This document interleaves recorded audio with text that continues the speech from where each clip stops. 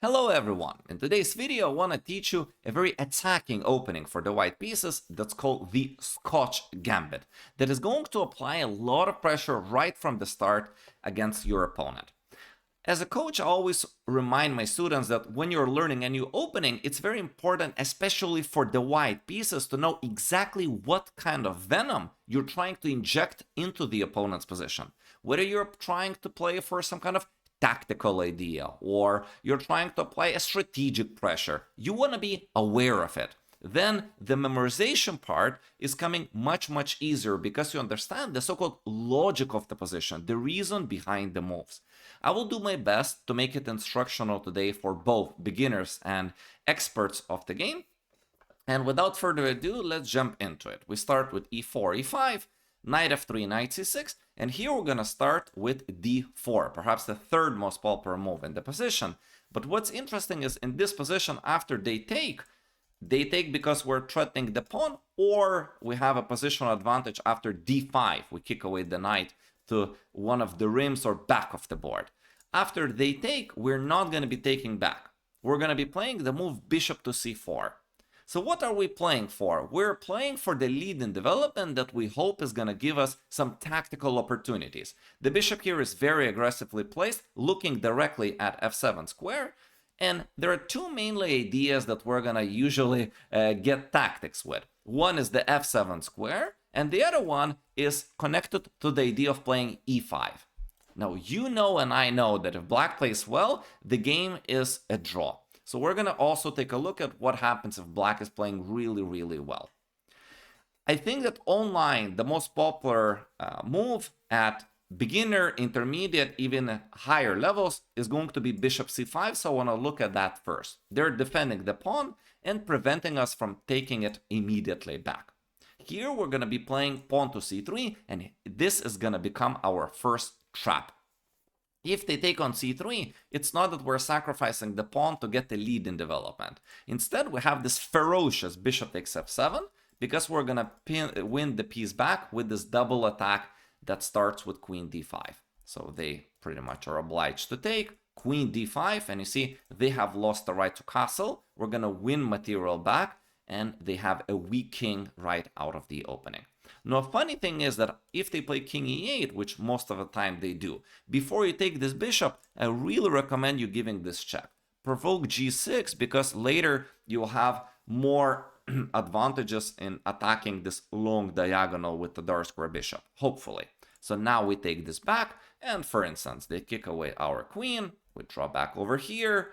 If they don't take, we will take this with the knight. Let's say they do take, now they're going to be pawn up, but it absolutely doesn't matter because they have lost the right to castle, their king is weak, we have overwhelming lead in development, very easy positioning of the pieces. White, I think, is winning over here.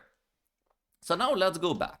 We over here played c3, and they took this pawn. What other moves do they have? They could play the move knight to f6. And here we're going to set up the second trap. We're going to play e5. Can you believe that in this position, the only way for black to be playing is pawn to d5? Those who are more familiar with e4, e5 openings, they know that very commonly the reaction for black pieces after we attack this knight this way is pawn move to d5. Why is it so? Well, if they drop the knight here, believe it or not, after bishop d5, the knight on e4 is actually trapped. You could look at the board and even pause the video. There are no squares for the knight that are not controlled by the white pieces.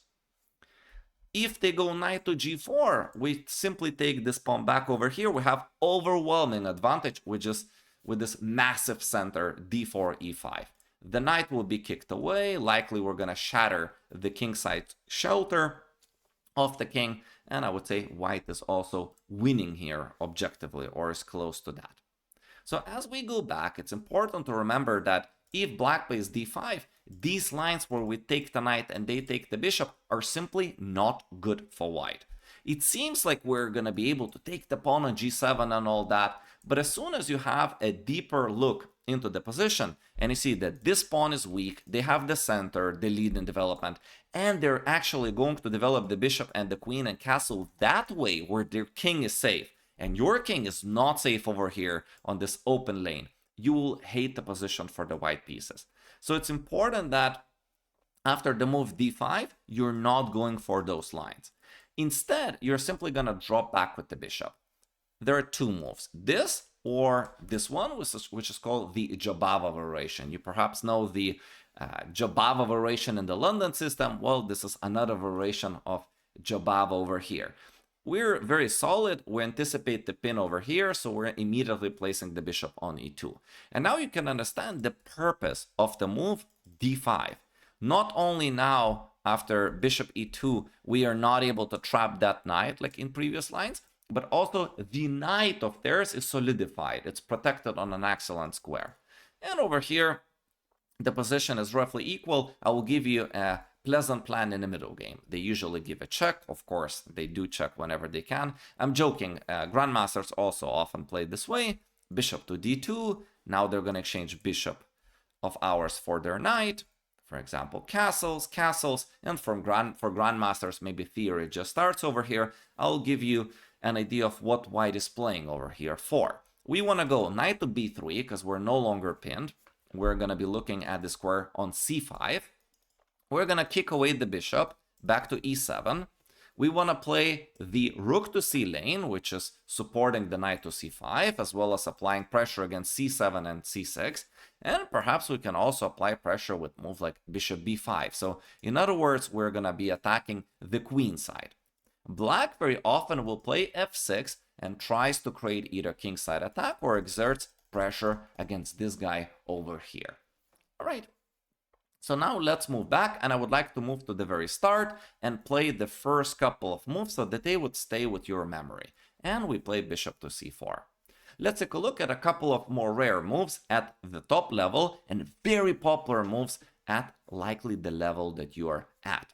h6. Believe it or not, the most popular move even at 1800 to 2000 rating online. I couldn't believe that. It's a move which is probably preventing knight g5 ideas. Someone lost a lot of games in the fried liver attacks, perhaps, with the black pieces. That's why they're so scared of this double attack on f7. In this position, we're simply gonna play here, and we are transposing to normal Scotch, at least from white's point of view, but they wasted time on playing this move h6. We're developing pieces, and they're wasting time on moving pawns. In this position, we have a long-term space advantage. Our development is very easy. All the minor pieces are going to be excellently placed in the center. And I have to mention that often they even do this, thinking that the queen of whites is not well placed in the center. Well, guess what? They're completely wrong because the queen cannot be chased away. It's not like black has the knight over here that's going to hit the queen and waste the white's time. No. It's fantastic placement of the queen, pressuring g7. And if they're gonna go for absurd positional and move c5, they will even weaken these squares further, that later in the long run you will be able to take advantage of, pressuring those squares and the backward pawn on the d lane. Welcome to the promised land. White's position is amazing. All right, so we go back. In this position, we looked at h6 preventing this, and one more rare move at the top level, but quite popular at amateur and club level play, is d6. Who plays this move? People that haven't studied the theory, because this is a safe line. They're not going into the sharp lines where white's leading development can produce tactical play, but it leads to very easy play for white. We're simply going to be taking this pawn back over here, and we're enjoying the space advantage. Our pawn is restricting their pieces. You could tell immediately that the dark square bishop is not well placed, and we want to keep at least 2 or 3 pairs of the minor pieces in this position.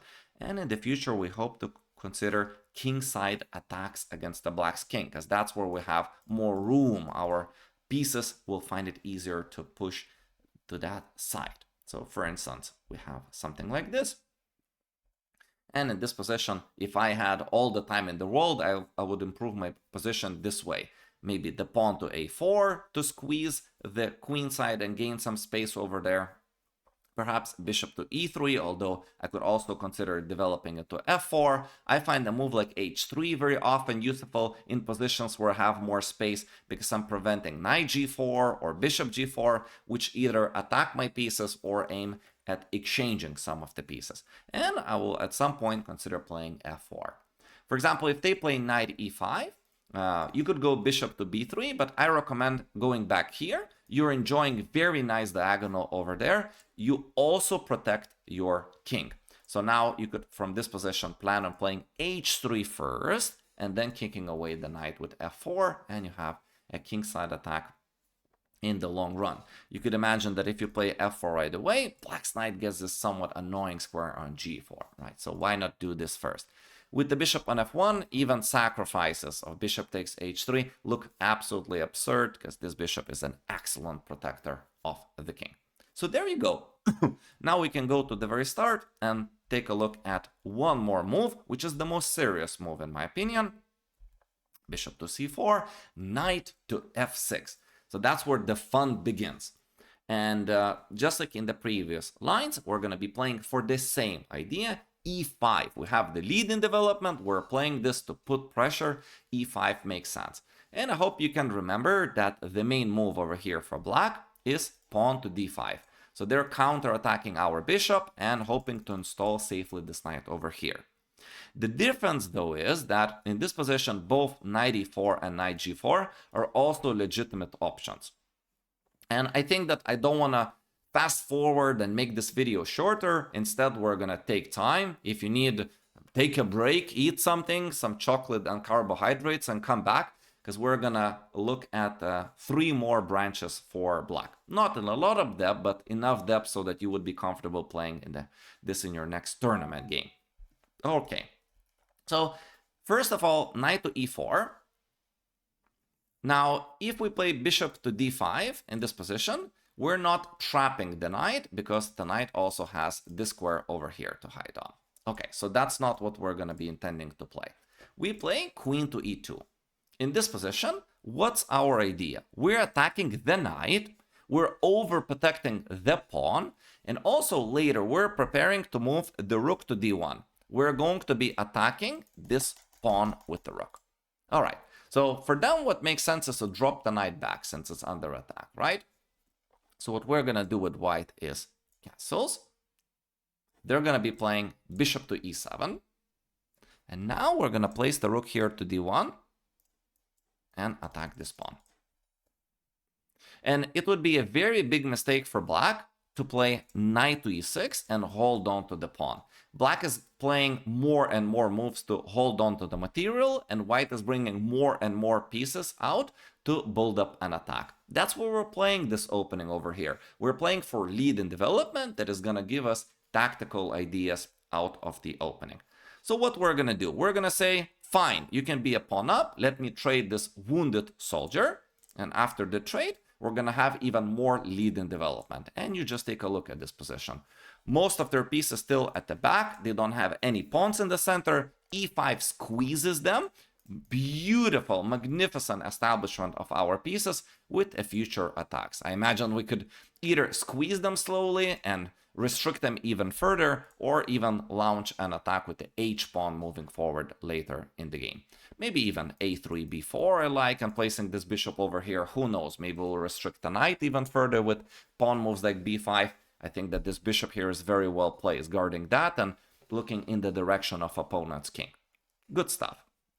All right, so we looked at the move over here, knight to e4, after which we played queen to e2. It's very important to try make that first step in the right direction. All right. So now let's take a look at the move knight to g4. Many times we can sacrifice the e5 pawn if the rook can come to e1 and take advantage of that pin. So we actually can castle here. And if they're going to be taking this pawn, you can take, and play rook to e1. And here, remember the principle, pin it to win it, which means that if you have a pin, we naturally consider applying pressure against it, right? So one more time in this position, for those who are perhaps a little bit newer to the game, if they do this, bang, bang, rook e1 followed by f4. Now let's say that they're more experienced and they play the move bishop to e7 to develop a piece. At this moment, we're already not having that pin because the bishop is here. So that means they're threatening to win this pawn. So we play rook to e1.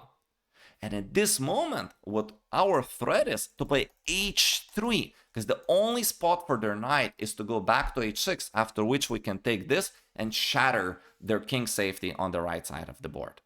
So they must play the move d6, putting one more attacker here so that the knight could finally go there. And here we're gonna take. I think mostly your opponents are gonna take with the queen. It's more natural. Now we can kick away this knight, but it can drop back to f6. Remember, we're playing very well for black right now. We do not expect most of your opponents to go that deep in the sequence of correct moves, but we want to make you prepared for some of those opponents that are going to be very versatile in these lines. So how do we develop over here? Many moves have been tried, and I think you're going to like a lot how white is going to develop the dark square bishop. You can even pause the video and think where is the best place. b3. The idea is to go bishop a3, guarded by the knight. So black probably already needs to castle. We have bishop a3, and over here we're going to win this pawn back. So we start by exchanging the bishops, removing one of the defenders of the pawn, and now we can win the pawn back. And we get this endgame if they have played so well, where white is leading the development by a little bit. Black with perfect play can equalize, but white is on the initiative because they lead the development. So black can play a few precise defensive moves. They're not going to have a very uncomfortable position, but there is some work to do for black in order to equalize this one. All right, so we have only one line in today's video to take a look at, and I want to go immediately to the start and play through the first moves again. Very good for your memory. And we have knight f6, e5, and the move d5, the main line. All right, so this time, because after bishop b5, we can play knight takes d4. We're not going to be going back. We're attempting to win this pawn back very soon. All right, so we have pinned them. They need to do something with the knight. So they go to e4, thanks to this pawn on d5. Okay, we win the pawn back. In this position, we're threatening c6, so they defend that. And it turns out that it's not good for us to take with the knight. Players take with the bishop, and here is why. If you do take with the knight, which seems to be more natural, they take towards the center, wasting your time. Your bishop drops back, and now they can play the move queen to e7. And you're going to likely end up being a pawn down over here. You cannot defend this pawn with, for example, the bishop, because there is queen b4. And they're going to be winning the pawn back on b2. Pretty uncomfortable. So after queen e7, it turns out that white's position is no longer comfortable. And that's why in this position, they're taking with the bishop, not to waste time. And now you will see that we're going to be able to defend e5. Okay, so we castle. Now, what happens if they're going to be playing queen to e7? Well, I told you about those pins on the e lane, didn't I? So first of all, we could play f3, kick away the knight, and then f4. But maybe we could even try playing rook to e1. And of course, it's going to be a disaster if they take this pawn, because we have f3. All right. Turns out tactics work out here for white. So as we go back, they're not going to be playing queen e7. They will develop the bishop. Most natural move, right? Then queen e7 is not going to be looking maybe that bad anymore when it is behind the bishop, not blocking the rights of castling. Okay, so we're going to play here the move f3. And white's plan is to prepare a kingside attack. First, we kick away the knight. And then we hope to continue with f4, securing this pawn. And if possible, we're going to move our pieces to attack their king over there. Also, white's plan, you will see that he is doing that quite often, fighting for the c5 square. If I could later in the position establish a piece there, that would be amazing. Black's plan usually is to counter us by moving this bishop backwards and go c5, d4 in the center, wakening up this bishop and perhaps even launching an attack. You're going to see this in a moment. Knight is under attack. Back to reality. Knight g5. We first go over here. And I want to take a look at one move, castles, before we look at the main move, bishop b6. Because we're going to get that scenario where white is going to be able to take advantage of that weak square c5 and establish a piece there. We played f3, kicking away the knight so that we could play f4 with the tempo, right? We waste their time twice.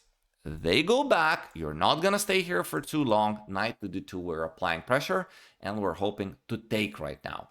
So they typically take over here.